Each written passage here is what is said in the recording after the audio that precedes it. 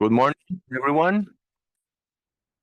Welcome to the second day of the SPS Committee Thematic Work. Bienvenue à l'atelier thématique sur la transparence. Merci d'être avec nous à nouveau. Avant de commencer, je rappelle à ceux qui participent à distance par Zoom qu'ils sont priés de lever leur main virtuelle pour demander la parole. Veuillez n'allumer votre micro qu'après que l'on vous ait donné la parole. Et une fois que vous finissez de parler, appuyez sur le bouton mute pour vous mettre sous silence. Je vous rappelle que vous disposez d'interprétations en anglais, français et espagnol. Nous venons d'afficher dans la boîte de dialogue les instructions sur la façon de choisir la langue. Je vais, comme hier, ouvrir la discussion afin que vous puissiez poser des questions concernant les différentes séances. Nous poursuivons ce matin avec la séance numéro 3, surveillance de la mise en œuvre des normes internationales. Pendant cette séance, nous allons parler de l'interface entre la transparence et le suivi de la mise en œuvre des normes internationales, notamment le travail des observatoires des organisations. Je vais maintenant demander aux intervenants de la troisième séance de bien vouloir appuyer sur le bouton lever la main. Je donne maintenant la parole au premier intervenant d'aujourd'hui, Monsieur Farid El Hafar, responsable technique au Codex, qui va nous faire une présentation sur l'utilisation et l'impact des textes du Codex. Monsieur El Hafar, vous avez la parole. Merci, Monsieur le Président. Je ne peux activer que mon micro, mais pas ma caméra. Voilà, je vois que le secrétariat a affiché mon exposé à l'écran.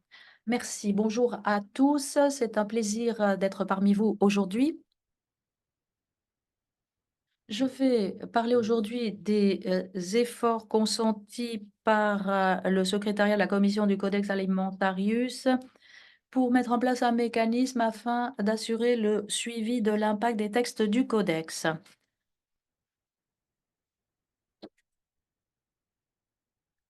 Ce travail repose sur le plan stratégique du Codex 2020-2025. L'objectif étant la reconnaissance et l'utilisation des textes du Codex. Selon cet objectif, les membres de la commission du Codex Alimentarius demandent au secrétariat de plancher sur un mécanisme pour assurer le suivi de l'impact des textes du Codex, afin de mieux comprendre comment les textes du Codex sont mis en œuvre et comment l'on met à jour et l'on met en œuvre les textes du Codex au niveau national. Il s'agit également de trouver des informations à injecter dans le prochain plan stratégique du Codex 2026-2031.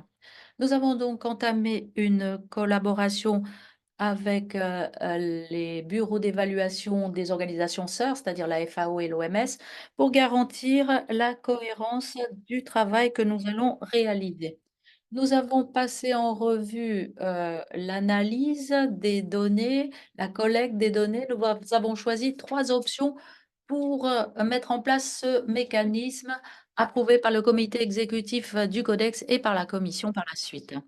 Nous avons donc décidé de nous appuyer sur un sondage annuel auprès des membres, géré selon un cycle annuel, selon un cycle de 3 ans, ce qui signifie que chaque an, nous allons examiner un texte spécifique du codex, en plus des questions générales sur tous les textes du codex. Ce travail a débuté en 2022. Nous avons mis au point le premier pilote. Nous avons confirmé cette méthode en 2023 et nous avons administré le deuxième sondage. Et cette année, en 2024, nous aurons le dernier sondage pour clore le cycle. En 2025, nous allons relancer le cycle afin que nous puissions disposer de nouvelles données à comparer avec les données de 2022, ce qui nous permettra d'établir une base de référence qui nous permettra d'assurer le suivi des progrès accomplis. Deuxième option, il s'agit d'entreprendre des études de cas. Les sondages auprès des membres nous permettront de nous pencher sur les données quantitatives et ce que l'on appelle les textes horizontaux,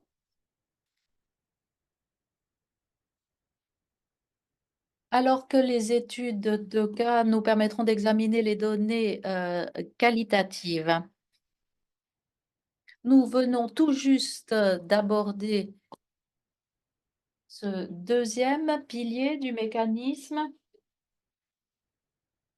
En 2024, nous entreprendrons nous mettrons en œuvre la première étude de cas. Le troisième pilier, qui n'a pas encore été mis en œuvre, il s'agit de la collaboration avec l'OMC.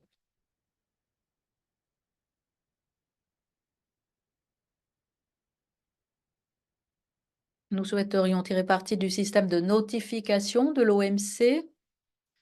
Cette collaboration n'a pas encore débuté. Il convient de souligner que le financement de ce travail provient des ressources extra-budgétaires. Nous sommes très reconnaissants à la République de Corée pour son financement de ce travail. Cependant, le financement est limité. Nous n'avons pas de fonds du budget ordinaire pour nous atteler à cette tâche. Disons que la mise en œuvre se déroule à un rythme plutôt lent. Cependant, en 2024, nous entamerons la collaboration avec l'OMC et nous organiserons par la suite une mission à Genève dans le courant de l'année.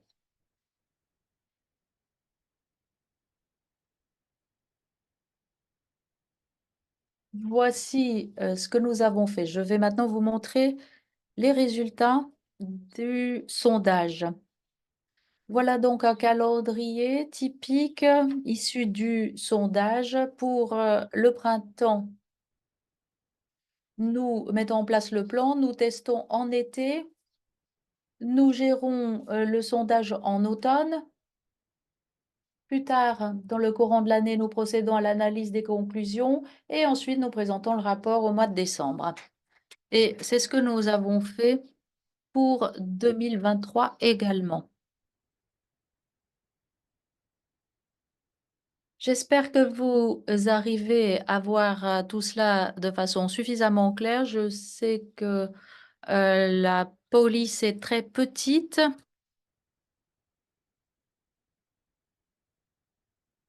Et voilà donc le mécanisme que nous essayons de mettre en place. C'est la théorie du changement qui sous-tend le travail que nous sommes en train d'entreprendre.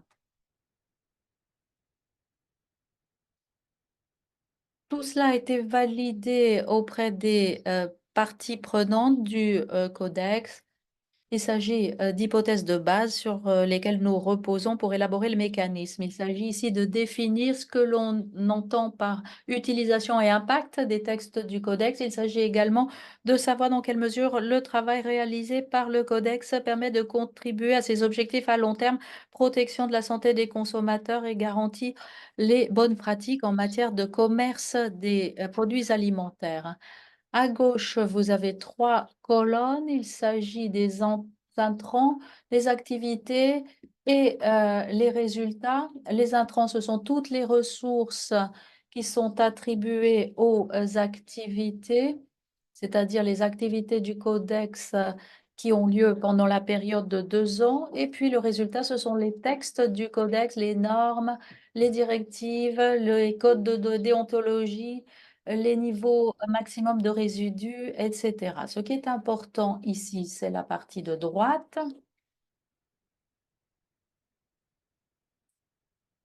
C'est là que nous définissons ce que nous avons pour objectif en ce qui concerne les textes du codex.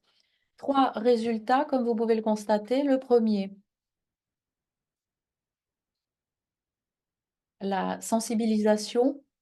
Nous nous posons donc la question, est-ce que les textes du codex parviennent véritablement à l'utilisateur final? Il s'agit donc des États membres à titre primaire et à titre secondaire. Ce sont les autres agences des Nations Unies, le secteur privé, les associations de consommateurs, etc. Ensuite, nous nous demandons si les textes du codex sont considérés comme étant pertinents par les États membres. Est-ce qu'ils sont considérés comme étant pertinents? Et est-ce que les membres considèrent qu'ils arrivent au bon moment? Et puis, troisième colonne, si les textes parviennent au public concerné, sont considérés comme pertinents et sont crédibles, arrivent au bon moment et font autorité, selon l'avis des utilisateurs, et bien enfin, nous nous demandons si les textes du codex sont utilisés à l'appui des législations nationales, à l'appui des systèmes de contrôle alimentaire au niveau national. Est-ce qu'ils permettent de sensibiliser les consommateurs au sujet de la sécurité? Est-ce qu'ils sont utilisés pour améliorer le commerce des produits de base des États membres? Et si l'on répond oui à toutes ces questions, et bien dans ce cas, l'on part du principe que les textes du codex contribuent bel et bien à ces objectifs à long terme. Ce sondage est donc articulé autour de ces piliers. Les sections du sondage portent sur les données, la sensibilisation, la pertinence et la reconnaissance.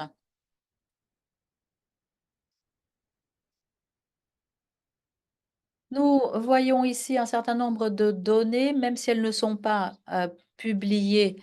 Sachez que j'utilise les données issues du sondage de 2023. Je me suis dit qu'il serait utile de vous présenter des données mises à jour afin de voir les différences par rapport à l'année 2022. Participation au sondage, elle a beaucoup augmenté par rapport à 2022. Nous avons donc réussi à augmenter la participation de 52 à 69%, certaines régions participant davantage que d'autres. Les coordonnateurs régionaux du Codex ont joué un rôle essentiel pour nous aider, ainsi que les États membres qui se familiarisent peu à peu avec ce mécanisme et qui se sentent plus à l'aise pour répondre au sondage, qui est administré par SurveyMonkey. Il s'agit de 20 questions. Ce n'est donc pas une tâche insurmontable. Il est facile de répondre à ces questions. Vos réponses sont envoyées au point focal du codex dans le pays en question. Nous demandons à ce que le comité du codex se réunisse et passe en revue les différentes réponses. J'espère que parmi vous, il y a des représentants des États membres qui ont déjà participé au sondage.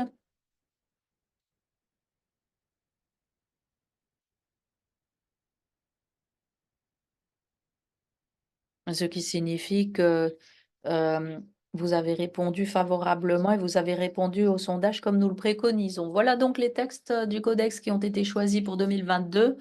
Il s'agit des normes générales pour les contaminants et les toxines dans le fourrage et les aliments, les principes généraux d'hygiène alimentaire, les normes générales pour l'étiquetage des produits alimentaires préemballés, les principes généraux pour l'addition de nutriments essentiels dans les aliments.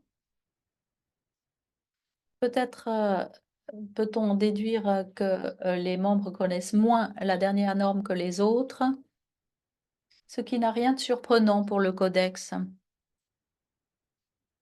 car il s'agit d'un texte qui est moins utilisé, probablement plus complexe que les autres. Voici les 4 textes qui ont fait l'objet du sondage en 2023. Normes générales pour les additifs alimentaires, directives sur l'étiquetage en matière de nutrition, méthodes recommandées pour l'analyse et l'échantillonnage et les directives sur les critères de performance pour les méthodes d'analyse afin de déterminer les résidus de pesticides dans les aliments et le fourrage. Ce dernier texte, là encore, est moins connu des membres que les autres. Là encore, Le texte est plus difficile à appliquer, il est plus récent et ne présente pas des méthodes d'analyse spécifiques. Il est donc plus difficile pour les membres de le mettre en œuvre. Je vais maintenant vous donner un aperçu des réponses que nous avons reçues des membres. Je vais avancer rapidement. J'ai plusieurs diapositives à vous montrer. Les réponses que nous avons reçues sont cependant intéressantes, je pense, pour les participants d'aujourd'hui. Voilà dans quelle mesure les textes du codex sont diffusés aux parties prenantes. Les barres sont subdivisées par région. Chaque région s'est vue attribuer une couleur. Les deux lignes représentent l'une les pays à revenus élevés, l'autre les pays à revenus intermédiaires ou bas, en rouge pour ces derniers. Comme vous pouvez le constater, la dissémination ou la diffusion est relativement bonne. La plupart des réponses vont de adéquate à excellente. Les pays à revenus élevés ont une bonne diffusion des textes, davantage que pour les pays à faible revenu où les réponses sont plus partagées. Voilà les caractéristiques des textes du codex et dans quelle mesure les membres sont satisfaits avec ces caractéristiques. Vous voyez qu'en règle générale, les membres sont satisfaits du format, de la structure, du libellé et de la méthode de diffusion des textes du codex.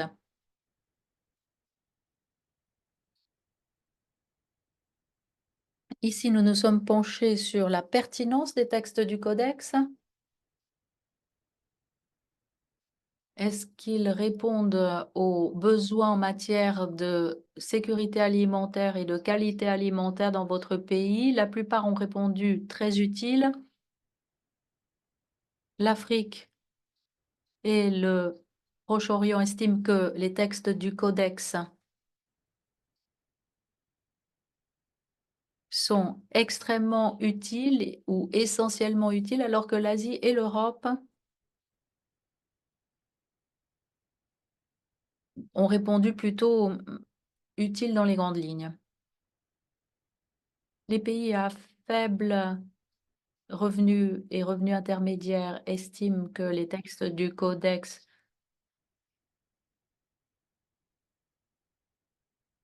répondent à leurs besoins, mais dans une moindre mesure par rapport aux pays à revenus élevés.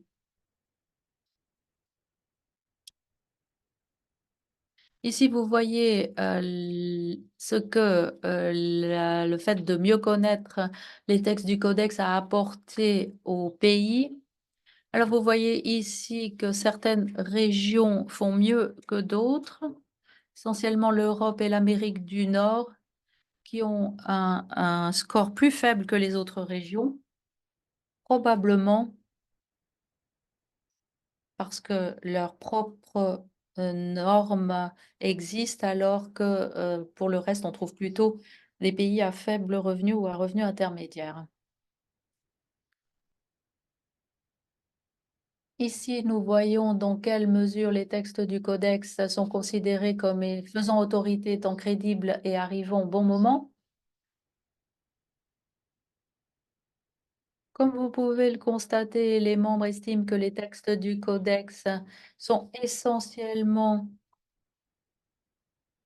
crédibles, arrivent au bon moment et font autorité.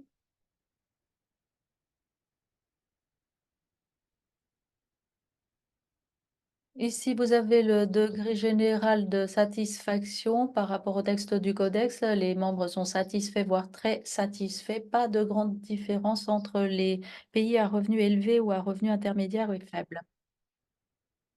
Nous allons maintenant nous pencher sur l'utilisation et l'impact des textes du codex.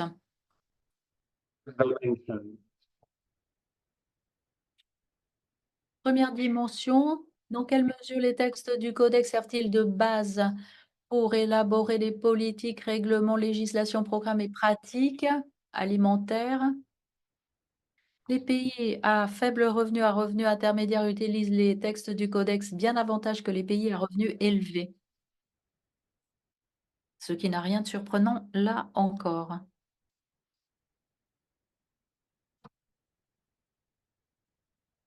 Il s'agit de nous transmettre ces informations de façon officielle. Dans quelle mesure les textes du Codex sont-ils utilisés à l'appui des systèmes de contrôle alimentaire au niveau national? L'on voit qu'il y a davantage d'utilisation de la part des pays à revenus faibles ou intermédiaires par rapport aux pays à revenus élevés. Ensuite, dans quelle mesure les textes du Codex permettent de sensibiliser les parties prenantes aux questions de sécurité et de qualité alimentaire? Là encore, les pays à faible revenu utilisent davantage les textes du Codex que les pays à revenus élevés. Dans quelle mesure les textes du Codex sont-ils utiles pour fournir des informations dans le cadre des programmes de formation concernant la qualité et la sécurité alimentaire? Même tendance. Et enfin, dans quelle mesure les textes du Codex soutiennent-ils les efforts concernant le commerce régional et mondial des produits alimentaires, au niveau national également? Les pays à faible revenu utilisent davantage les textes du Codex dans ce but que les pays à revenus élevés.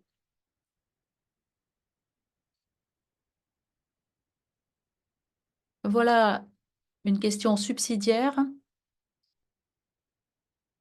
Enfin, la précédente était la question subsidiaire pour le sondage 2023 à la demande des membres. Ici, il s'agit d'une question qui est revenue dans le sondage 2022 et 2023. Qu'en est-il de l'adhérence au texte du Codex? Dans quelle mesure les textes ont-ils amélioré la sécurité et la qualité des produits alimentaires dans votre pays, donnant lieu à une amélioration de la confiance du consommateur et à davantage d'exportations potentielles vers les marchés mondiaux? Là encore, les pays à faible revenu utilisent davantage les textes du Codex que les pays à revenus élevés.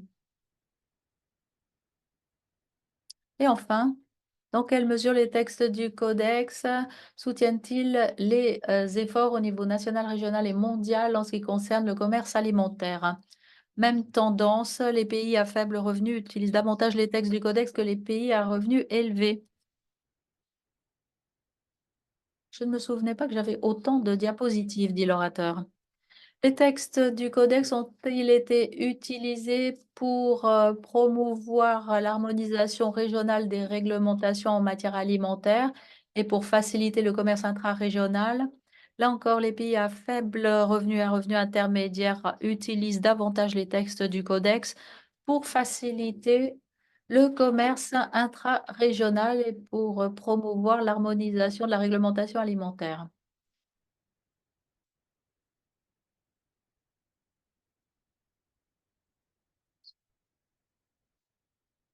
Là, nous avons demandé aux membres dans quelle mesure les textes du Codex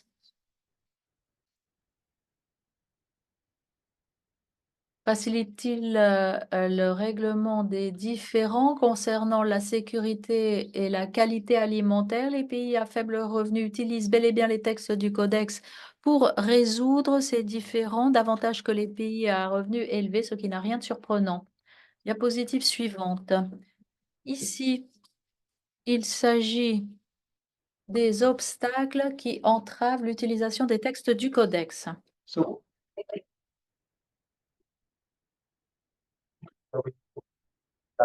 Alors, ce qui est signalé par les pays en 2023, c'est principalement un manque de capacité d'application au niveau local, ce qui entrave l'essor de l'adoption des textes du Codex au niveau national. Le manque de ressources constitue le second obstacle. Durée des processus de mise en œuvre au niveau national, c'est le troisième.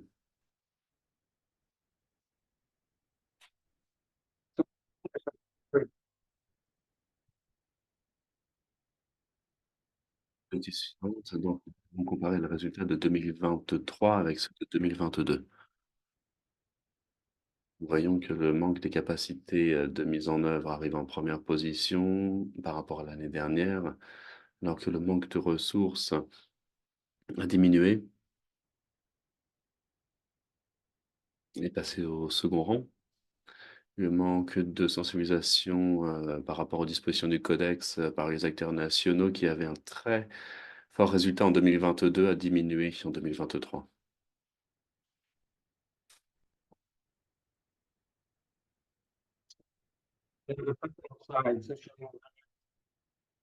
Nous avons également une data positive où nous voyons les résultats en fonction du niveau de revenu dans les pays à revenus élevés. Disons par exemple qu'en 2023, la principale entrave était le manque de capacité de mise en œuvre au niveau local, alors que la durée de la mise en œuvre au niveau national, le manque de ressources et manque de sensibilisation des dispositions du codex avait un score plus faible qu'en 2022.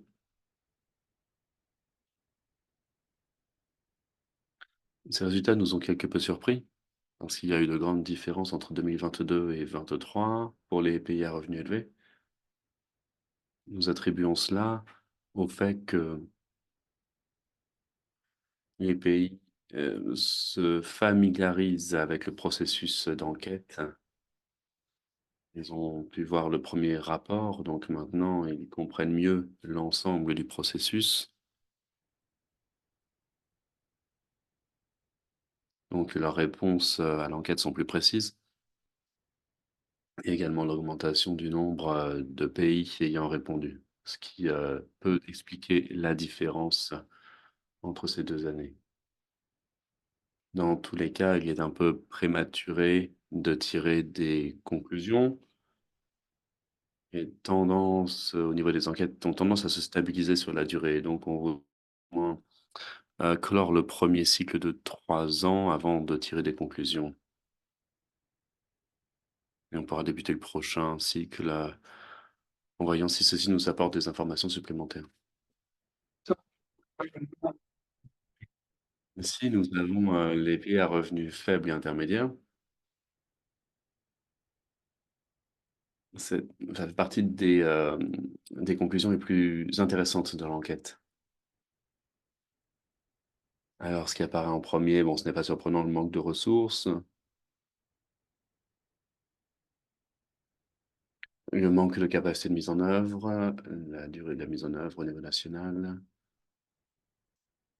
le manque de sensibilisation, de connaissance des dispositions de codex par les acteurs nationaux, une durée d'élaboration des textes du codex, etc. Donc, tout ceci a un score élevé. En 2022, nous avons formulé plusieurs recommandations. Nous avons tiré des enseignements. Nous n'avons pas formulé des recommandations pour 2023 pour l'heure parce que le rapport n'est pas encore publié.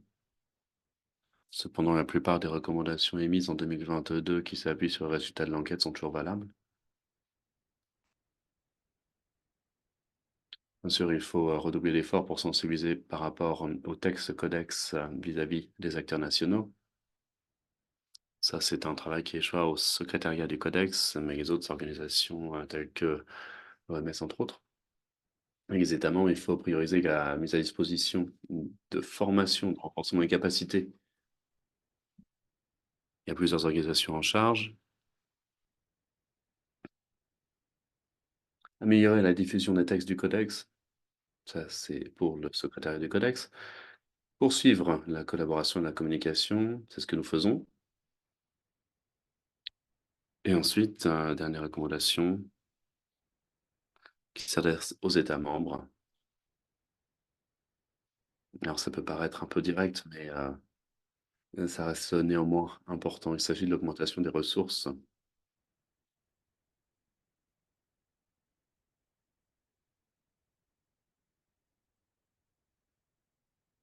Les enseignements tirés à présent. Nous avons validé donc, le cadre d'enquête, communication que nous avons pu avoir avec les acteurs était plutôt positive.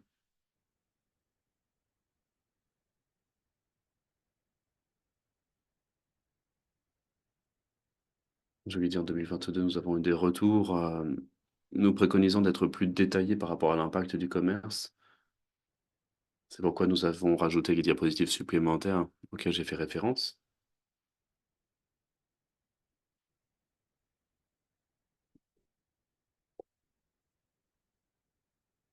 Ensuite, des partenariats avec d'autres organisations et en particulier l'OMC, comme je l'ai dit au début. Il faut renforcer la collaboration avec l'OMC, mais ici encore, nous avons des ressources limitées pour ce faire.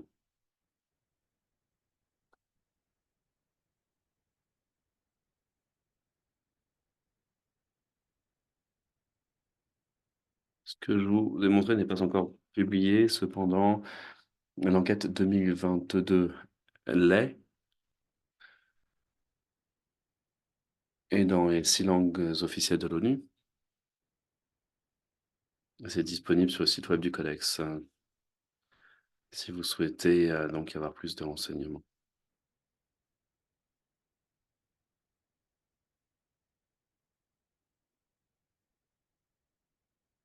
Plus tard dans l'année, nous publierons les résultats de 2023. L'idée, c'est d'entamer une série de publications sur l'utilisation et l'impact donc des textes du Codex.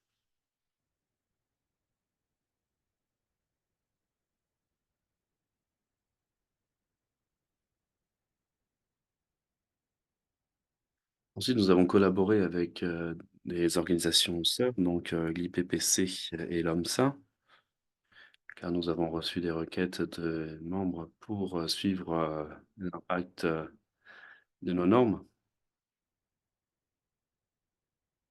À la lumière des présentations des collègues, vous verrez que plusieurs approches ont été adoptées. Une approche spécifique par rapport aux règles, ces réglementations.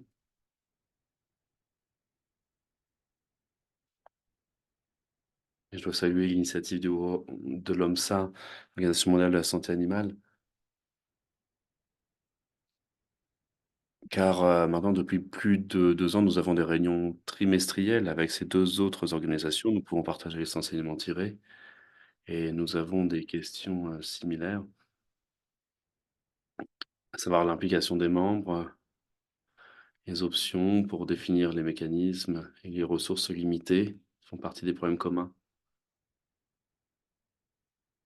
En 2024, nous avons commencé la rédaction d'un article conjoint sur les efforts des 3 organisations sœurs pour suivre l'impact des normes.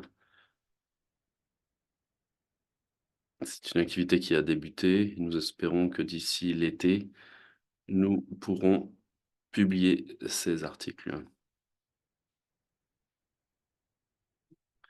Merci. Je ne sais pas si vous souhaitez que je réponde aux questions à présent ou à la fin de la séance. Merci, Monsieur le Président. Merci beaucoup, monsieur, à la fin. Et nous prendrons les questions à la fin des 3 présentations. Merci pour cette présentation intéressante qui offre une perspective large et détaillée.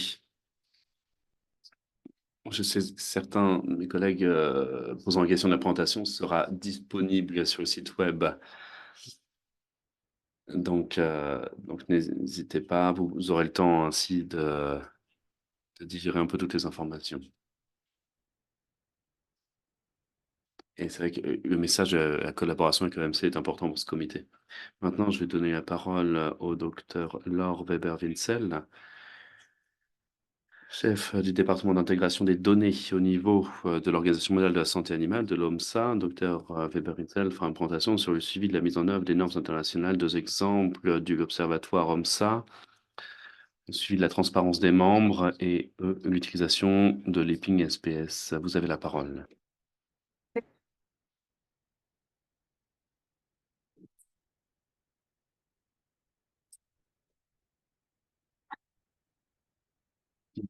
Alors, tel que mentionné, je vais me concentrer sur la manière dont l'Observatoire de l'OMSA suit la transparence et comment nous utilisons les informations espèce INPING. Mais tout d'abord, un aperçu général de ce qu'est l'OMSA et son observatoire.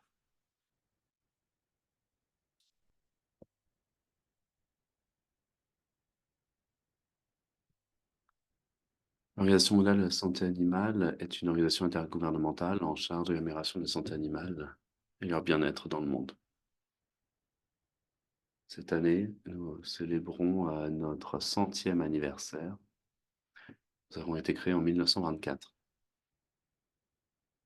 Notre mandat historique vise à améliorer la transparence globale en matière de santé animale. Et nous établissons une liste des pathologies propres aux animaux notamment. Nous avons des normes et des mandats supplémentaires également de ce qui a trait à la transparence, notamment le fait que nous soyons devenus une organisation de développement des normes pour la santé animale, le bien-être animal, les questions vétérinaires. L'accord SPS reconnaît l'OMSA comme l'organisation de référence pour les normes internationales liées à la santé animale et les zoonoses.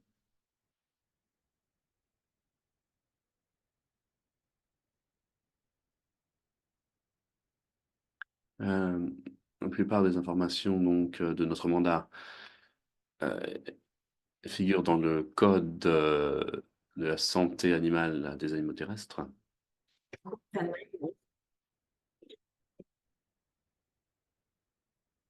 On considère 389 chapitres et dans le code, il y a 1197 articles. Donc, tout ça compte beaucoup d'énergie et de temps à l'élaboration de ces normes pour qu'elles s'appuient le plus possible sur la science et nous suivons une approche participative pour les faire adopter par nos membres. Mais à un moment, la question est de savoir si elles sont appliquées une fois adoptées. C'est l'objectif de l'observatoire. C'est de voir le nombre de normes qui sont appliquées, comment elles sont utilisées et leur efficacité, et si possible, améliorer cette efficacité. Pour ce faire, nous rassemblons des informations et des intrants par rapport à la mise en œuvre de nos normes. Nous essayons d'identifier les domaines où l'application des normes de l'OMSA est un peu lacunaire. Et lorsque également que nous fournissons des recommandations, ce n'est pas forcément à l'endroit de nos membres. Ça s'adresse également à l'OMSA parce que nous réalisons qu'il y a des services et des activités que nous pourrions améliorer pour mieux répondre aux besoins des membres et pour améliorer ensemble l'application de nos normes. Ensuite, il faut ensuite diffuser l'information tout en préservant la confidentialité des membres parce que nous gérons un grand nombre de données. Et nous préservons l'anonymat des données.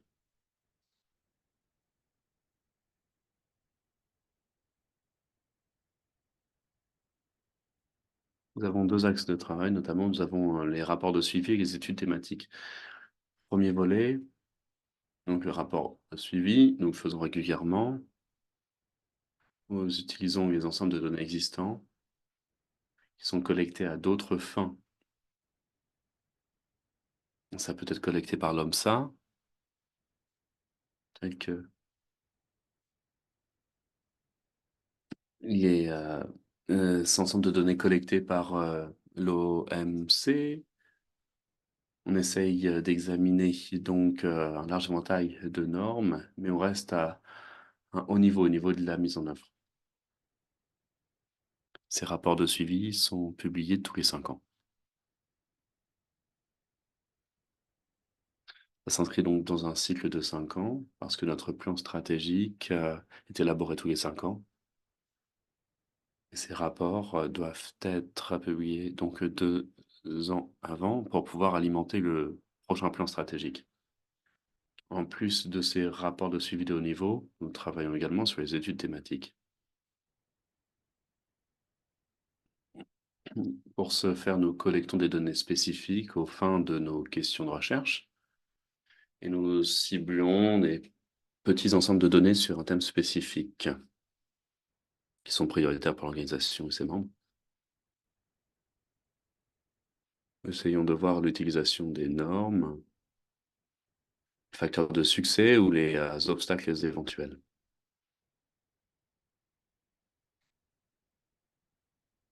L'objectif, c'est d'avoir une étude thématique au moins une fois par an. Ça dépend de la charge de travail. Ensuite, le rapport de suivi, le premier qui a été publié en 2022, a été un document fructueux, car en janvier 2023, c'était le document le plus téléchargé au niveau de l'OMS. Il est subdivisé en 12 sections, 12 thèmes différents. Aujourd'hui, je vais vous présenter le thème lié à l'OMC et celui lié à la transparence. Avant de rentrer dans les thèmes spécifiques, je voudrais insister sur le fait que ce rapport est élaboré sur la base de 3 documents différents. Donc, le rapport d'ensemble est un long document, mais nous avons réalisé 12 résumés également. C'est ce que vous voyez à la droite de l'écran, résumé exécutif. Donc, pour les notifications liées à l'OMC et pour chacun des thèmes, nous avons mis un résumé similaire, que ce soit plus digeste pour le lecteur. Nous avons également un tableau de bord interactif pour que les utilisateurs puissent regarder les informations en filtrant par type de maladie, par région, etc.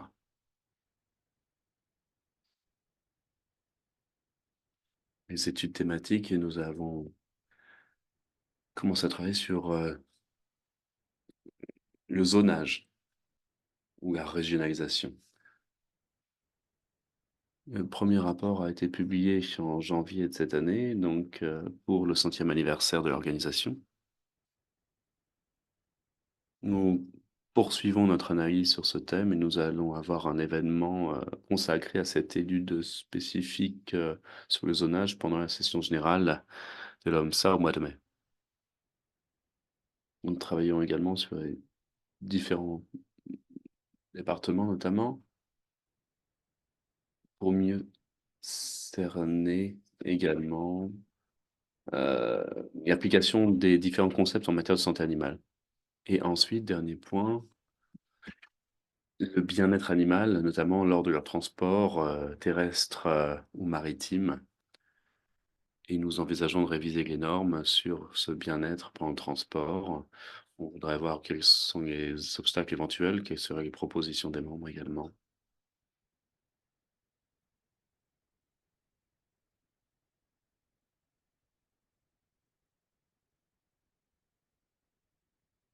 Donc, les études thématiques sur le zonage. On était satisfait parce que 65% des membres ont rempli au moins un des 3 questionnaires que nous avons envoyés. C'est les 3 questions importantes pour l'organisation. Notamment la fièvre afteuse et la grippe aviaire. S'agissant des principales conclusions, je vais aller directement dans les principaux points. Le zonage est utilisé au premier chef pour le contrôle des maladies. Et ça a un impact positif sur le contrôle des maladies. Nous l'avons fait pour la grippe aviaire notamment, avec un impact positif noté par 81% des membres. 91 ont vu un impact positif pour la fièvre afteuse notamment. Ce qui est préoccupant, c'est que parmi les membres qui utilisent le zonage, il y a toujours un certain nombre qui n'ont pas intégré les normes de l'OMSA dans leur législation ou dans la pratique.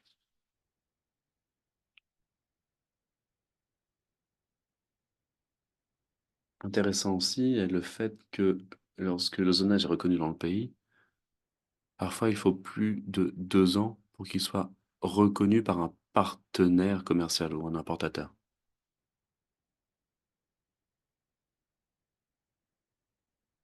Et c'était plus rapide pour la fièvre afteuse parce qu'il y a une, reconnaissance spéciale mise en place par l'OMSA pour la reconnaissance du statut d'exempt de fièvre afteuse. Donc parfois on parle plus de 2 ans pour reconnaître une zone exempte et donc on voulait en savoir davantage et c'est pourquoi nous réalisons une analyse, poussée pour identifier les facteurs qui influencent une acceptation, une reconnaissance, plus ou moins longue du statut.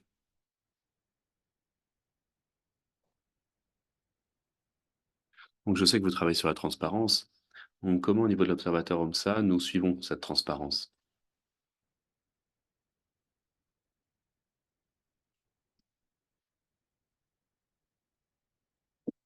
Transparence ne porte pas uniquement sur, les pathologies animales. On a voulu élargir cette notion de transparence, notamment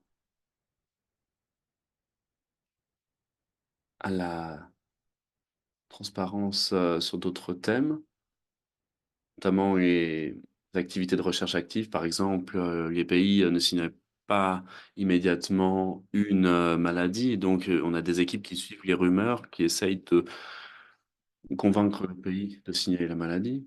On voulait inclure la transparence sur l'utilisation des agents antimicrobiens. Lorsque le pays soumet un rapport à l'OMSA sur l'utilisation de ces agents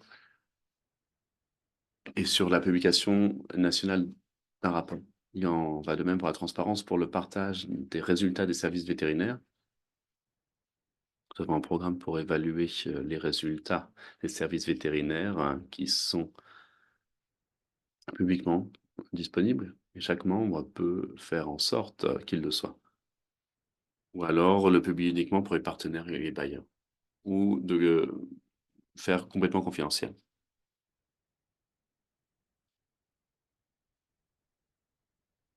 Nous prenons en compte également la transparence telle qu'elle est évaluée dans l'outil d'évaluation des performances.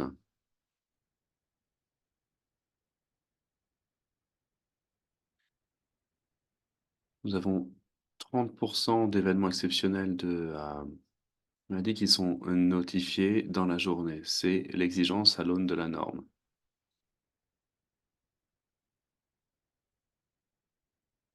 Il y a toujours 11 qui sont signalés après plus d'un mois.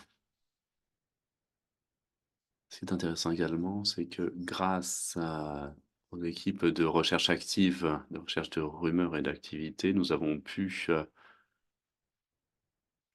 également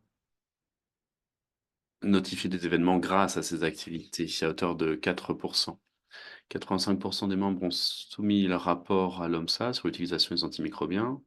Il n'y en a que 32 qui ont publié un rapport national.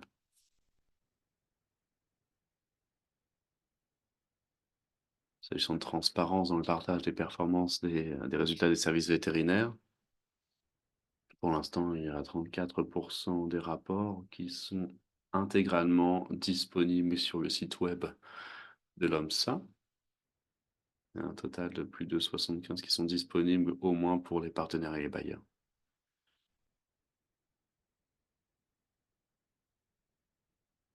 Mais sur le diagramme en noir à gauche, on voit une tendance à la hausse. Et ce qui est intéressant, c'est de voir que, année après année, nous avons davantage de pays qui prônent la transparence et qui décident de partager publiquement le rapport par rapport aux résultats de leurs services vétérinaires. Et dernière ligne, pour la transparence au niveau des outils d'évaluation de la performance, il y a un grand nombre de membres qui ont au moins un score de 3 ou plus. Et en bas à droite, sur le diagramme, on voit qu'il y a une amélioration au niveau de ces indicateurs au cours des années écoulées et entre la première et la seconde évaluation.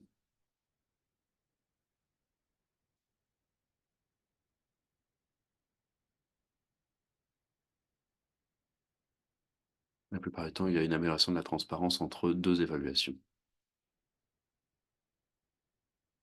Donc, le but de cela, c'était de vous donner un aperçu général de la manière dont nous suivons la transparence. Nous réfléchissons à d'autres indicateurs, mais il faudra davantage de temps pour les finaliser.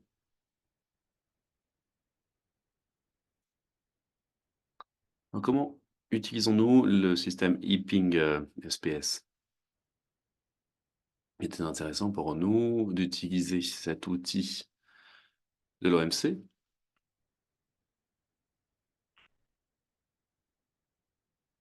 Donc, un peu de contexte tout d'abord. Les membres de l'OMC et de l'OMSA sont peu ou prou les mêmes. Et il est intéressant de voir que près de la moitié des membres de l'OMC ont rempli au moins une notification. Cependant, il faut garder à l'esprit également que 67% des notifications émanent uniquement de 10 membres de l'OMC. Donc il faut prendre ceci en compte lorsque nous interprétons les résultats. Autre fait intéressant, 94% des notifications envoyées au SPS qui sont liées aux normes de l'OMSA prétendent que la législation de référence respecte, se conforme aux normes de l'OMSA. Donc c'est une déclaration réalisée par les membres, par vous donc. Donc vous considérez à 95% que vous les respectez.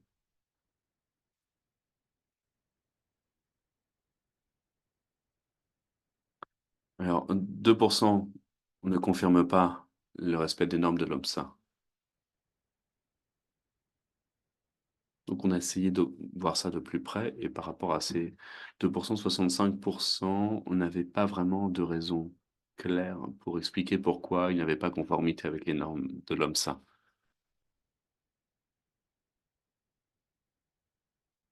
Donc il faudra essayer de voir d'où vient le problème, si ça vient des normes de l'OMSA ou si c'est un autre problème.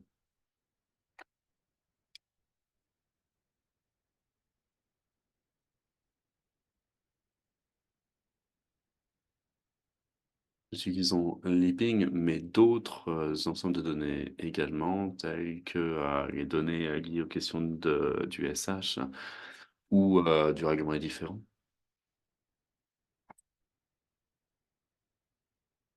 Et je voulais dire, on est intéressé sur le concept de zonage, notamment, qui est important pour le suivi des maladies.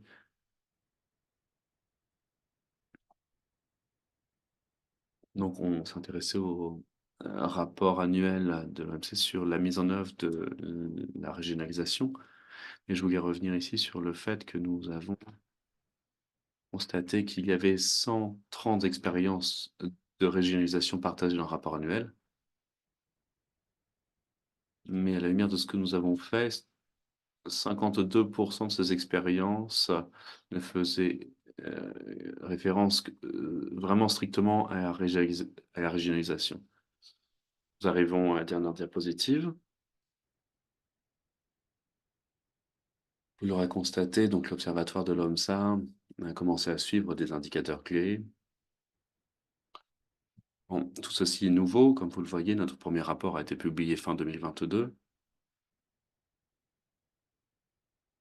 Et nous pensons avoir déjà des résultats intéressants à partager.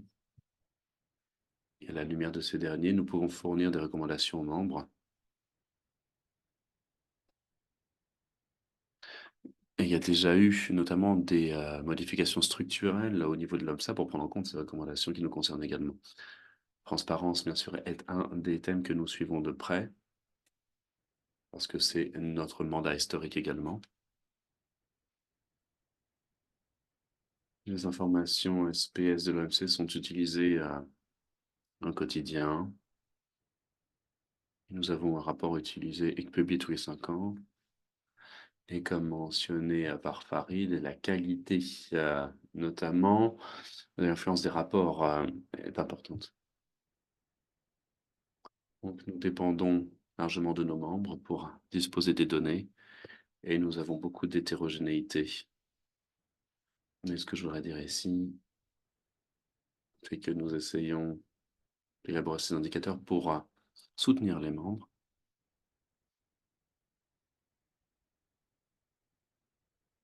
Il faut un engagement fort pour fournir des données de qualité, mais nous espérons que c'est ce type d'activité qui peut apporter une valeur ajoutée.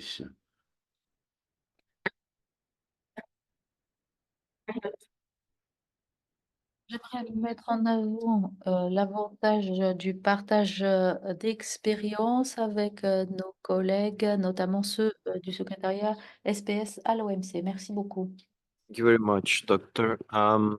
Very interesting presentation also on the monitoring, and of course, Présentation très intéressante sur le suivi et sur l'utilisation de e-ping. Nous avons parlé hier de cette plateforme.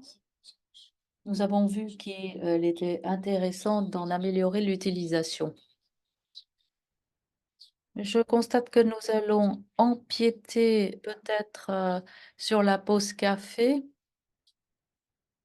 mais nous allons en décréter une pour ceux d'entre vous qui auraient des bilatérales organisées pendant la pause café. Nous allons tout d'abord entendre Monsieur Descartes Kumba et Madame Rokila Amalinova, spécialistes des programmes qui viennent tous les deux de la CIPV, qui parleront du suivi de la réussite et des difficultés de la CIPV. Monsieur Kumba, Madame Nova, vous avez la parole. Merci, Monsieur le Président.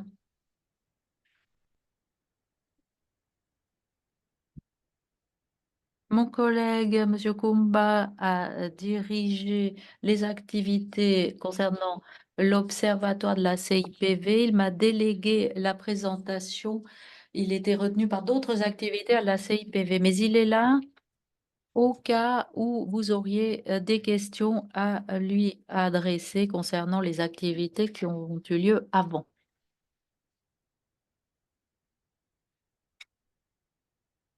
Je vais donc perçu de la CIPV, de l'Observatoire de la CIPV, les activités que nous avons l'intention d'organiser cette année et la façon dont les parties contractantes peuvent contribuer aux activités de l'Observatoire de la CIPV.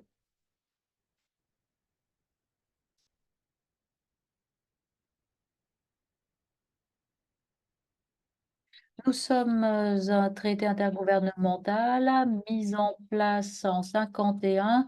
La Convention internationale pour la protection des végétaux a pour objectif de protéger les produits et les ressources végétales afin de faciliter la mise en place des plantes et des produits des végétaux.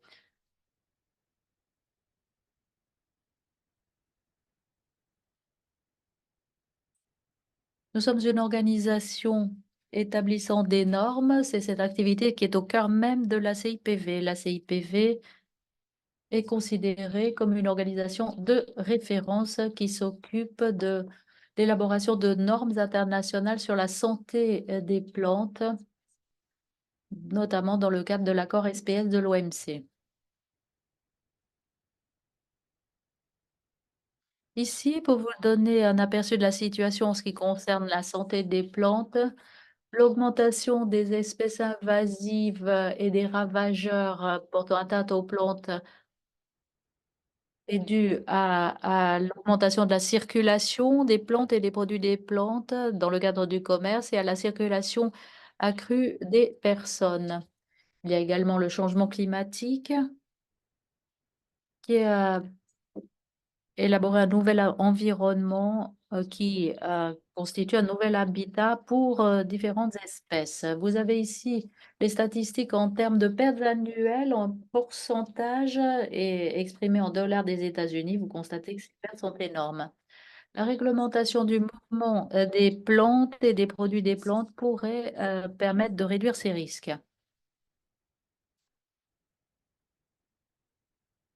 Comme indiqué précédemment, la CIPV contribue à protéger les ressources végétales au moyen de normes internationales sur les mesures phytosanitaires.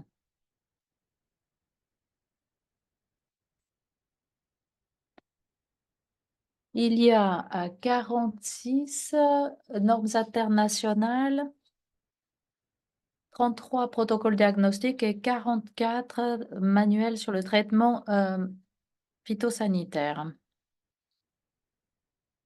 Le cadre stratégique de la CIPV 2020-2030 sert de base au programme stratégique. Il reflète la mission et la vision et met en place les éléments stratégiques permettant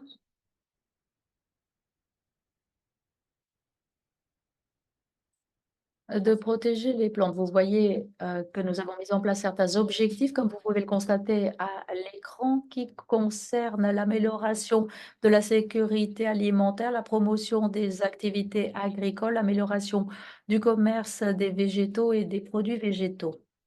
Ces objectifs contribuent également à l'atteinte des objectifs de développement durable 2030. Plusieurs de ces objectifs de développement durable. Je vais maintenant vous parler de l'observatoire. Il permet de mettre en œuvre la convention, les normes internationales et les recommandations. Il s'agit de collecter les meilleures pratiques, de déterminer quels sont les problèmes communs rencontrés par les parties contractantes, par l'entremise de sondages, d'études et permet d'avoir un aperçu de ces difficultés, de ces lacunes et de ces pratiques en ce qui concerne la communauté de la CIPV. L'Observatoire de la CIPV a été conçu dans un premier temps comme un système de mise en œuvre et d'examen 2011, financé essentiellement par la Commission européenne et avec un financement supplémentaire provenant d'autres bailleurs de fonds. Il a commencé en 2021 et en 2022, les activités ont permis de faire la transition vers l'Observatoire de la CIPV afin de dénoter davantage d'activités entreprises par la CIPV.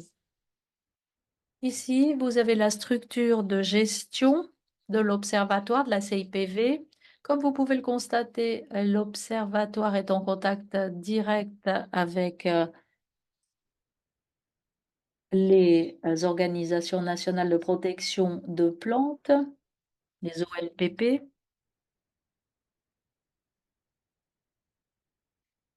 Il y a des sous-groupes et comités de l'Observatoire qui font ensuite un rapport sur le comité chargé de la mise en œuvre, que l'on appelle IC. L'Observatoire fait état des difficultés en ce qui concerne les bonnes pratiques et émet des recommandations. Il collecte des données, transmet à la Commission sur les mesures phytosanitaires, c'est-à-dire l'organe directeur de la Convention, qui ensuite délègue aux sous-comités, comme par exemple le comité de l'établissement de normes ou le comité de la mise en œuvre, qui, à leur tour, prennent des mesures. En ce qui concerne le sous-groupe de l'Observatoire, il a été constitué afin de surveiller, évaluer le travail entrepris dans le cadre de l'Observatoire et afin de fournir des orientations au secrétariat de la CIPV. Il est composé de 6 membres représentant les organes directeurs de la CIPV et disposant des compétences techniques nécessaires. Le secrétariat de la CIPV soutient la préparation et l'organisation des réunions du sous-groupe et le sous-groupe se réunit 3 fois par an. La prochaine réunion est agendée pour avril 2024. Vous voyez ici la portée du travail effectué par l'Observatoire, le fait que nous nous engageons à améliorer notre travail et à l'accomplir de façon plus efficace. Dans le cadre de notre travail de sondage et d'études, nous nous efforçons de mettre en place des outils et des méthodes novateurs. En 2022, par exemple, nous avons entrepris une étude en collaboration avec PricewaterhouseCoopers qui nous a permis de fournir une liste de recommandations en matière de bonnes pratiques pour améliorer le taux de réponse aux sondages, la façon d'organiser des sondages, etc. Nous nous en tenons donc à ces recommandations et nous espérons d'obtenir de meilleurs résultats dans notre travail grâce à cela. Nous nous efforçons également de mettre en place des mécanismes pour le suivi périodique de la Convention et des instituts. Nous supervisons également le cadre stratégique. L'objectif est d'organiser des examens à moyen parcours en 2025 et procéder à une évaluation finale en 2030. Nous gérons les données que nous recevons suite aux études. Nous présentons ensuite le résultat aux parties contractantes. Et comme je l'ai dit dans la diapositive précédente, nous fournissons des orientations aux organes directeurs afin que les organes subsidiaires puissent eux aussi prendre des mesures. Ici, vous avez les activités prioritaires pour l'Observatoire pour 2024. Nous sommes en train d'élaborer un nouveau projet en collaboration avec la Commission européenne. Ce projet comporte un élément concernant la mise en œuvre de l'Observatoire de la CIPV. Nous prévoyons également d'entreprendre un troisième sondage général. Ce sondage a été mis au point d'ores et déjà. Il suffira encore de le peaufiner avant son lancement. Nous avons prévu également de lancer une nouvelle étude thématique sur le commerce électronique. Là aussi, il y aura un sondage, il est déjà prêt. Il suffit maintenant de le lancer. L'idée est de lancer un appel thématique pour nos sondages afin que les membres puissent soumettre des sujets de préoccupation qui les intéressent afin que l'Observatoire puisse prendre les mesures qui s'imposent. L'une des activités qui a débuté en 2023, mais qui est toujours en cours,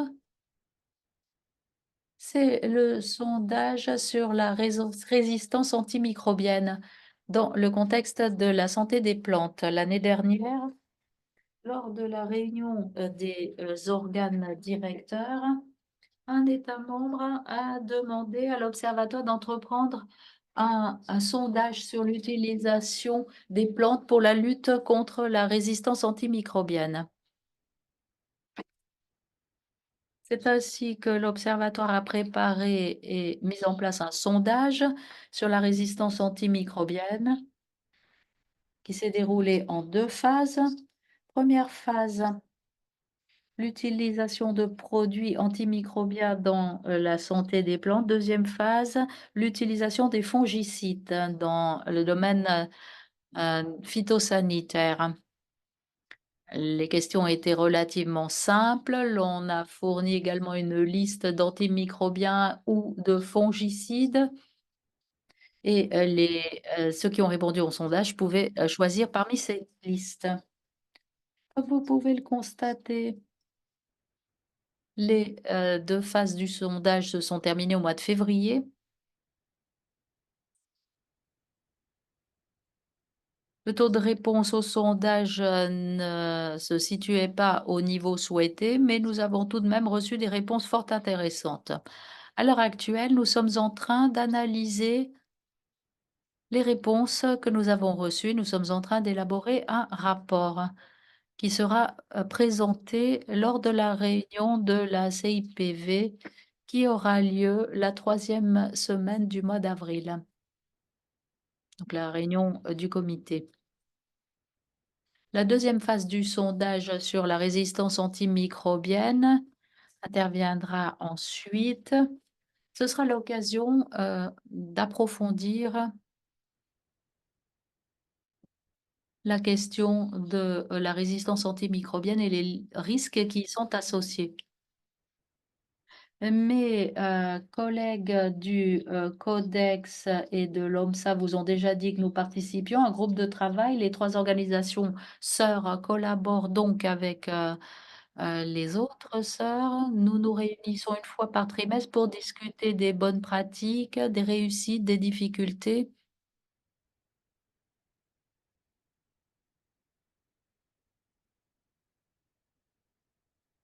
Bien évidemment, nous dépendons des parties contractantes pour qu'elles répondent afin que cela nous permette d'obtenir des données et des sujets qui sont susceptibles de les intéresser. Par conséquent, il est très important pour nous de collaborer avec les parties contractantes. Nous encourageons toujours les parties contractantes à soumettre des thèmes d'études concernant les difficultés qu'elles rencontrent lors de la mise en œuvre.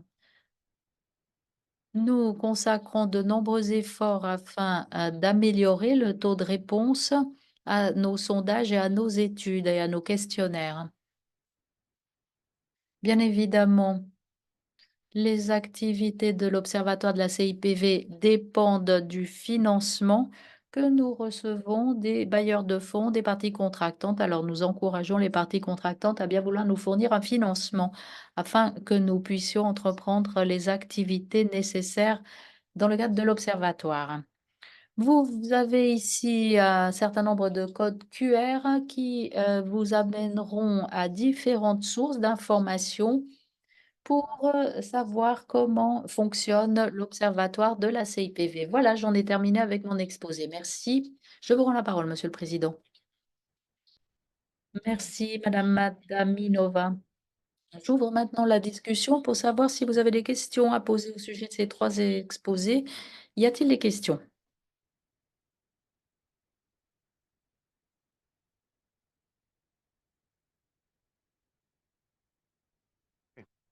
I see flags first. Honduras, puis Turquie, puis Comessa. Merci, Monsieur le Président, et bonjour à tous. Bonjour également à ceux qui sont en ligne. Je remercie les représentants des trois sœurs pour leurs exposés qui ont été très clairs. J'aurais une question à poser à Farid du Codex. J'ai suivi la présentation de l'OMSA et de la CIPV et l'on a parlé d'une plateforme d'observation. Si j'ai bien compris, c'est cette plateforme qui permet de superviser l'application des normes à l'OMSA et à la CIPV. Et j'aimerais savoir s'il existe un système semblable au Codex ou si l'on envisageait d'en créer un à l'avenir.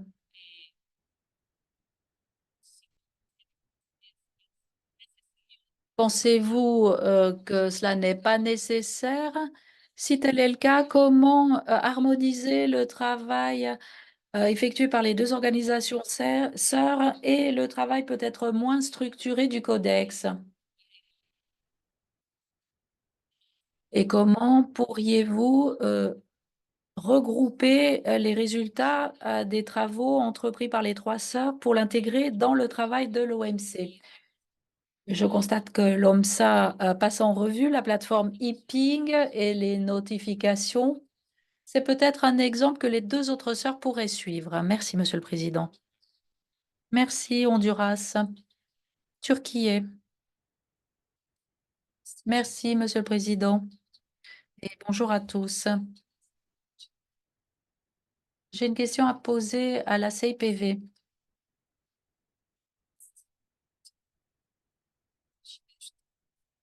On nous a parlé du financement prévu pour les sondages. Y a-t-il des directives ou quels sont les mécanismes utilisés par les membres pour un tel financement? Merci. Merci, Turquie, Comessa. Thank you, Chair. Yeah, Merci, Monsieur le Président. J'aurais une question à adresser au Codex, mais qui pourrait s'appliquer également aux deux autres sœurs.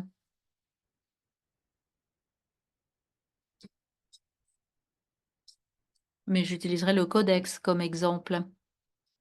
Nous savons tous que les normes du Codex sont réexaminées de temps à autre lorsque la nécessité s'en fait sentir. Dans notre région, comme ça, ces normes servent de base à la législation sur la sécurité alimentaire dans les États membres. La législation est donc élaborée sur la base de ces normes, mais il ne s'agit pas de faire référence à des documents ou à des codes de documents, il s'agit plutôt de reprendre le texte en tant que tel et de le placer tel quel dans la réglementation. L'élaboration de la réglementation prend donc du temps. Lorsque les normes sont réexaminées au niveau du codex, c'est donc ainsi que la réglementation au niveau national n'est peut-être plus à jour et ne correspond peut-être plus à la législation. Alors j'aimerais savoir si l'étude a pris cet élément en ligne de compte, parce que si l'on demande aux États membres s'ils utilisent le codex, la réponse sera oui, nous l'utilisons, mais dans les faits, la réglementation du codex n'est peut-être plus valable ou n'est peut-être plus alignée sur la version actuelle des normes du codex. Merci. Merci, Comessa. À l'intention des intervenants, je vous invite à lever votre main virtuelle pour demander la parole en ligne afin que vous puissiez répondre à ces questions. Et bien entendu, s'il y a des délégués en ligne qui souhaitent poser des questions, n'hésitez pas à faire de même. Pour ce qui est de ces 3 questions, je vais donner la parole au Codex, puis à la CIPV, et puis l'OMSA va peut-être répondre également à la question posée par Comessa. Alors, Codex, soyez bref, vous avez la parole.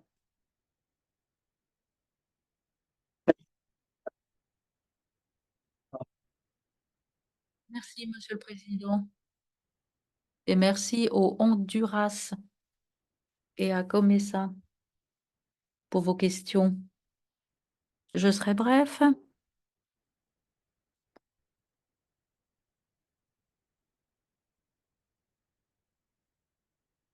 Notre objectif consiste à disposer d'une plateforme comme ePing pour l'OMSA. Si vous vous en souvenez, c'est l'une des options que nous avons présentées au comité exécutif. Cependant, il faut pour cela beaucoup de ressources. Or, le Codex ne dispose pas des ressources nécessaires pour l'instant. Tout ce que nous faisons est financé par un projet qui se termine en 2026. Et après cela, nous ne savons pas comment nous allons poursuivre le financement de ce travail. Comme vous le savez, le budget du Codex ne va pas en augmentant. Par conséquent, nous sommes limités par les ressources que nous avons à disposition. La plateforme ePing est effectivement quelque chose dont nous souhaiterions tirer parti.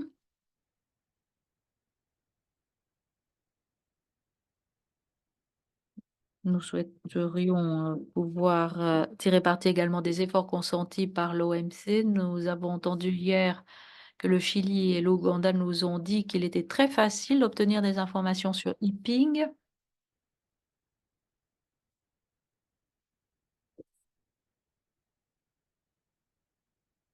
Par conséquent, effectivement, c'est quelque chose que nous souhaiterions mettre en place. En ce qui concerne la collaboration entre les 3 organisations sœurs, eh bien, comme je le disais, l'idée de rédiger des articles conjoints sur le travail que nous effectuons nous permettrait peut-être d'envisager un financement conjoint pour les 3 organisations sœurs. Il s'agirait d'un projet qui serait utile aux 3 sœurs dans leurs efforts concernant l'utilisation et l'impact de leurs normes et concernant la mise en place de l'observatoire. L'article conjoint, c'est un premier pas dans cette direction. Nous espérons aller plus loin à l'avenir. En ce qui concerne la question posée par Comessa, effectivement, vous soulevez là une question très intéressante qui pourrait peut-être figurer dans le sondage. Nous tiendrons sans aucun doute compte de cela. Je ne suis pas certain de pouvoir répondre à votre question concernant la législation nationale et concernant le fait qu'au moment de l'actualisation du codex, ça ne se répercute pas forcément sur la législation nationale. Nous actualisons nos textes régulièrement, cependant, il y a de nombreux facteurs qui entrent en ligne de compte. Alors, je ne suis pas sûre de pouvoir répondre directement à votre question aujourd'hui, mais c'est quelque chose que nous pourrions aborder dans le sondage. Merci, Monsieur le Président. Merci, Codex, CIPV. Merci, Monsieur le Président. Et je remercie la représentante de Turquie. Comme indiqué, nous dépendons du financement et de l'appui fourni par les parties contractantes et les organisations donatrices. Nous sommes toujours en contact avec les parties contractantes. Nous utilisons toutes les occasions, par exemple les réunions des organes directeurs de la CIPV qui aura lieu au mois d'avril. C'est une réunion annuelle. Nous tirons parti également des ateliers régionaux auxquels participent les représentants des parties contractantes. Nous utilisons ces occasions pour sensibiliser aux besoins de financement de l'Observatoire de la CIPV pour ces activités. Il y a deux possibilités pour nous proposer un appui. Les parties contractantes peuvent proposer un financement au fonds fiduciaire. Nous invitons d'ailleurs les parties contractantes à le faire. Il y a également une autre option comme celle que nous sommes en train de mettre au point en collaboration avec l'Union européenne. Il s'agit d'établir un projet pour entreprendre un certain nombre d'activités. Je puis vous donner pour exemple l'étude sur le commerce électronique que nous lançons cette année. Toute cette étude est par exemple financée par le gouvernement du Canada. Merci. Merci, CIPV. Je vois encore deux pancartes levées. Pakistan et Ouganda. Soyez très bref. Pakistan. Merci, Monsieur le Président.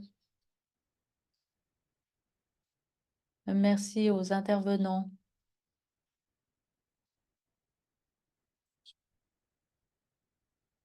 Première question, je l'adresse au Codex.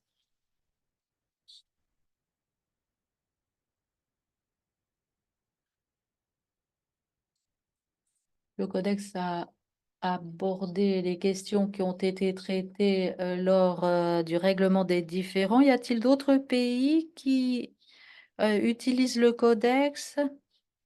Qu'en est-il lorsque les partenaires commerciaux disposent de leurs propres normes qui sont en deçà des normes du Codex?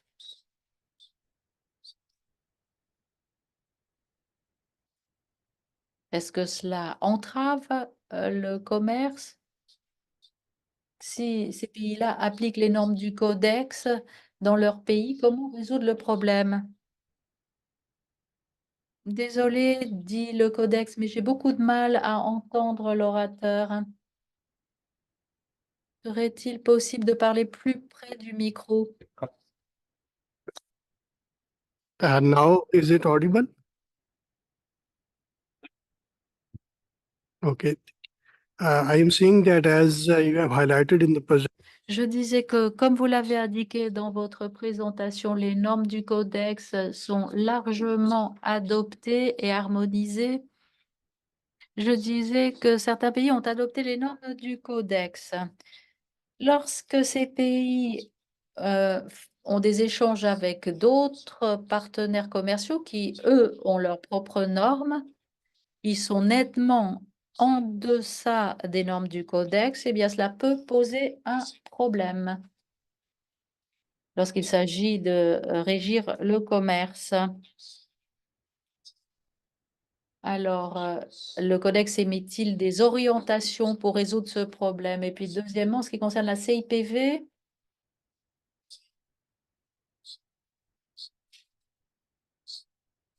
vous avez dit qu'il y avait des réunions régulières du comité. Alors, j'aimerais savoir si les pays en développement peuvent participer à ces réunions.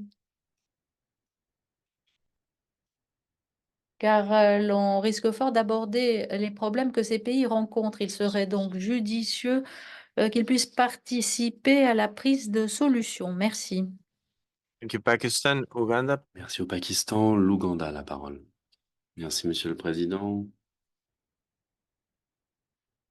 Je remercie les présentateurs des 3 organisations sœurs.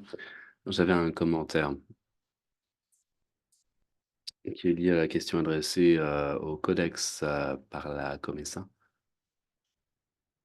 par rapport au concept de normes préférentielles dans la législation des membres.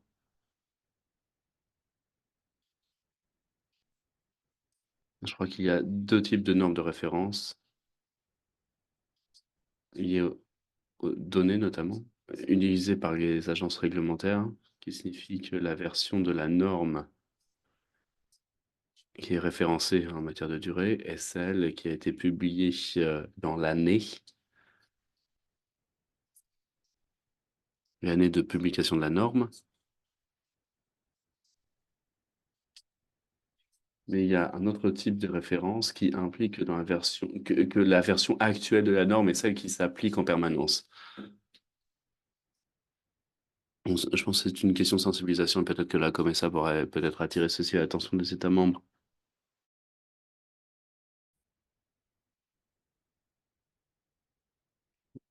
Pour les orienter, pour dire qu'il y a cette nuance entre ces références au niveau de la norme, parce que parfois, même si une nouvelle version de la norme est publiée, alors ils n'ont pas nécessairement la nécessité de modifier leur législation. Merci. Merci à l'Ouganda. Donc, nous avons largement dépassé le temps qui nous était imparti, donc je voudrais donner la parole au Codex et la CIPV pour répondre aux questions qui leur ont été adressées. Donc, pour conclure rapidement.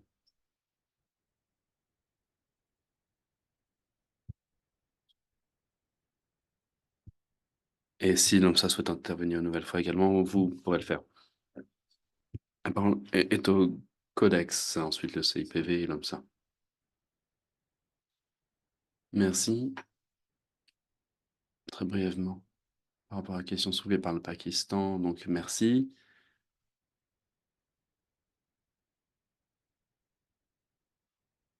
C'est en effet un problème. Nous dépendons de l'actualisation faite par les pays des textes du Codex. Ce que vous voyez par rapport aux différents commerciaux, c'est quelque chose sur quoi nous aimerions nous pencher en collaboration avec l'OMC.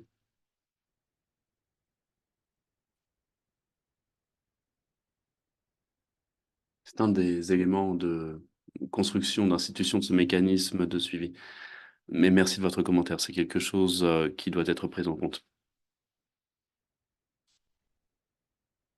Merci à l'Ouganda également pour ce commentaire, qui répond à la COMESA. C'est une bonne chose de pouvoir conseiller un pays par rapport aux normes de référence du Codex et leur transposition dans la législation. Merci. La CIPV?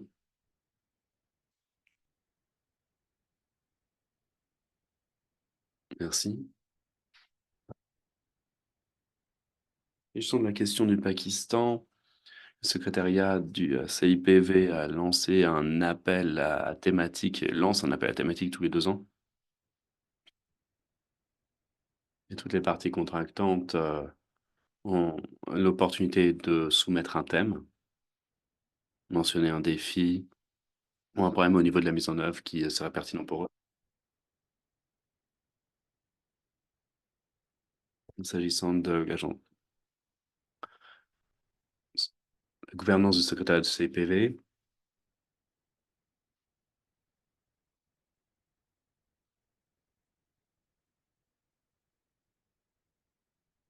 on essaye de maintenir un équilibre régional. Ce comité est renouvelé tous les 3 ans.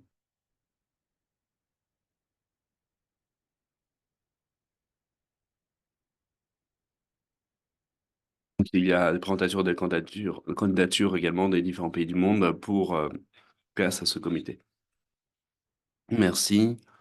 Comme ça, si vous souhaitez conclure également, vous avez la parole. Merci. Je vais établir un lien entre les deux questions qui ont été posées, notamment par rapport à la révision des normes. On révise tous les normes lorsque nous estimons que c'est nécessaire. Lorsqu'il y a de nouvelles données scientifiques, par exemple, ou lorsqu'un besoin est soulevé par un membre.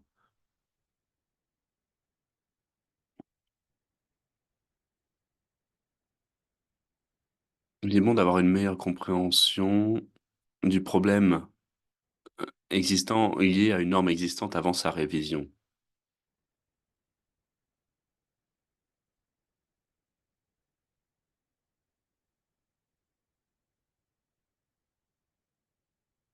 Parce qu'on peut avoir de la bonne volonté pour améliorer les choses, pour travailler sur de nouveaux thèmes. Cependant, nous avons besoin de ressources. Et les ressources n'est pas forcément de l'argent, même si c'est nécessaire si on veut développer les plateformes numériques, par exemple, mais il faut des ressources humaines.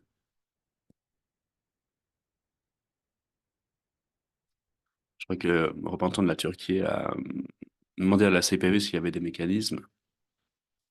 Mais je pense que pour la CPV et le Codex, il y a le même principe que pour l'OMSA.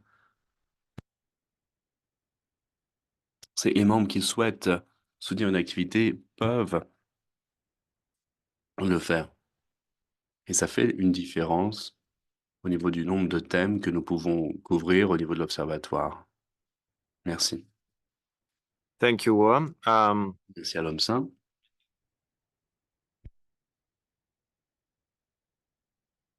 On voit qu'il y a beaucoup d'intérêt pour améliorer la coopération avec les 3 sœurs. Il y a un point permanent également sur l'ordre du jour sur l'amélioration des normes internationales avec le comité SPS. On pourra poursuivre la conversation et sur ce, je voudrais conclure la 3e session. On peut applaudir les intervenants. So I hope to see all of J'espère vous retrouver cet après-midi à partir de 15h pour la séance de l'après-midi. Je voudrais partager des informations importantes avec vous. Comme indiqué dans le programme, donc une clinique e-ping va avoir lieu dès à présent jusqu'à 13h dans cette salle. C'est une formation présentielle dirigée par le secrétariat pour les autorités de notification nationale du SPS et points focaux. Bien sûr, les autres délégués sont les bienvenus si vous le souhaitez. Donc, si vous souhaitez participer à la clinique de l'e-ping, vous devez revenir dans cette salle en 5 minutes. J'attire également l'attention de tous les délégués sur l'organisation d'un événement parallèle par la COLID, qui présentera notamment un programme d'information Agri-Info financé par l'UE sur les nouvelles politiques et réglementations de l'UE. Ça aura lieu à 14h en salle S3 avec interprétation en anglais, français et espagnol. Si vous ne pouvez pas y être présent, il y a un lien Zoom sur les agendas dans l'onglet Aperçu général des réunions de la semaine. Merci.